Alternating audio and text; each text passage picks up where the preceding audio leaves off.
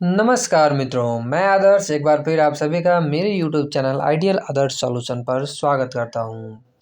Video में आगे बढ़ने से पहले आप चैनल को लाइक, शेयर एंड सब्सक्राइब जरूर कर लीजिए। जैसा कि हम आप जानते हैं हमारे चैनल पर ज़मीन से जुड़े वीडियो रेगुलर अपडेट होते हैं। जैसा कि बिहार में ज़मीन सर्वे का काम एकदम प्रगति पर चल रहा है, तो उससे रिलेटेड जो भी समाचार होता है वो हमारे चैनल पर एकदम अपडेट ही करंट न्यूज अपलोड किया जाता है। इस वीडियो में जो भी हम पढ़ेंगे देखेंगे वो विकिपीडिया से उठाया गया आर्टिकल है।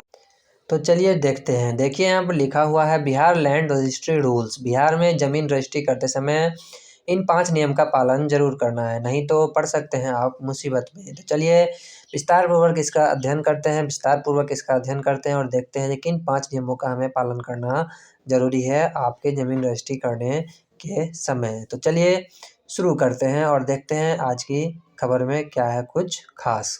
तो देखिए मित्रों, यहाँ पर लिखा हुआ है बिहार में भूमि रजिस्ट्री नियमों में हाल ही में कई महत्वपूर्ण बदलाव किए गए हैं।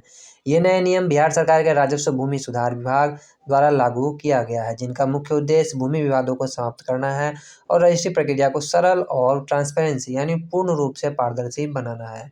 ये सारे नियम लागू हो जाएंगे तो जो रजिस्ट्री की प्रक्रिया है और ज़मीन के दाखिल खारिज करने की प्रक्रिया है वो एकदम पारदर्शी हो जाएगी।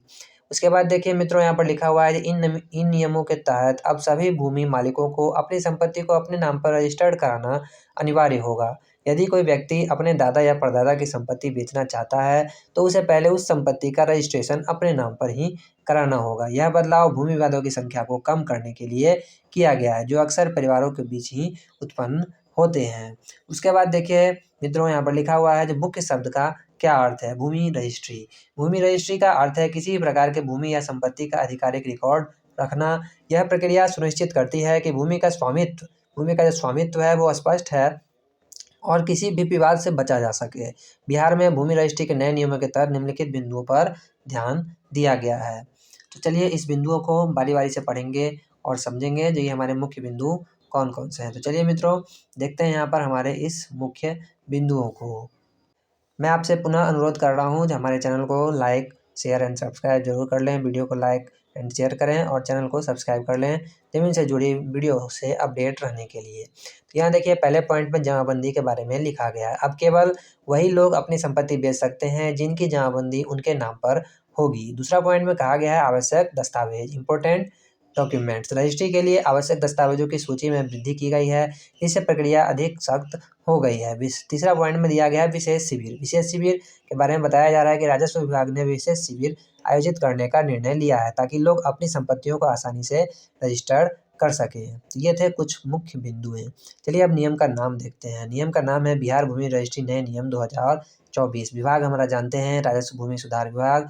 लैंड डिपार्टमेंट का जो हमारा विभाग है वही विभाग बिहार सरकार का है।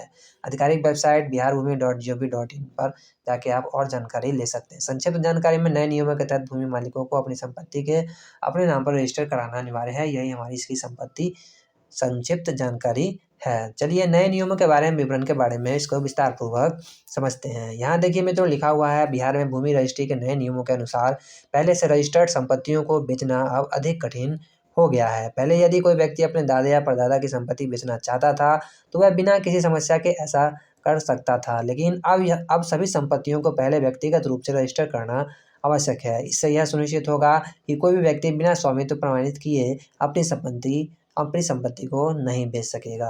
उसके बाद देखिए विशेष शिविर का जो आयोजन किया जा रहा है उसके बारे में यहाँ पर लिखा गया है कि राजस्व भूमि सुधार विभाग ने यह सुनिश्चित करने के लिए विशेष शिविर आयोजित करने का निर्णय लिया है कि लोग अपने जमीन की जमाबंदी को अपडेट कर सकें। ये शिविर हर मंगलवार, बुधवार और गुरुवार को आयोजित किए जाएंगे।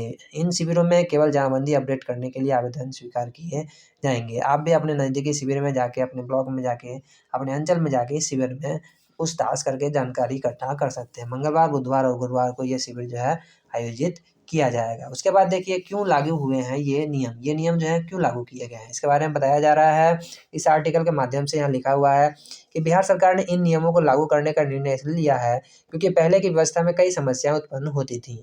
परिवारों के बीच भूमि विवाद आम हो गए थे, बराबर ही होते रहते थे और कई बार एक ही ज़मीन पर कई लोगों का दावा होता था। नए नियमों से यह सुनिश्चित किया जाएगा कि सभी संपत्तियों का स्वामित्व स्पष्ट हो और विवाद की स्थिति में कानूनी प्रक्रिया एकदम सरल हो। एक ज़मीन को लोग 2 बार 3 बार भी बेच लेते थे, क्योंकि कोई कहता था ये मेरे दादा का ज़मीन है, कोई कहता था ये मेरे दादा का ज़मीन है। तो ये सारी समस्याएँ इस सर्वे के बाद खत्म हो जाएँगी। बस अब हमें सबको मिलकर इस सर्वे को पूर्ण रूप से सपोर्ट करना है। सबसे लास्ट में इस पूरे आर्टिकल का कंक्लूजन यहाँ पर आप देख सकते हैं।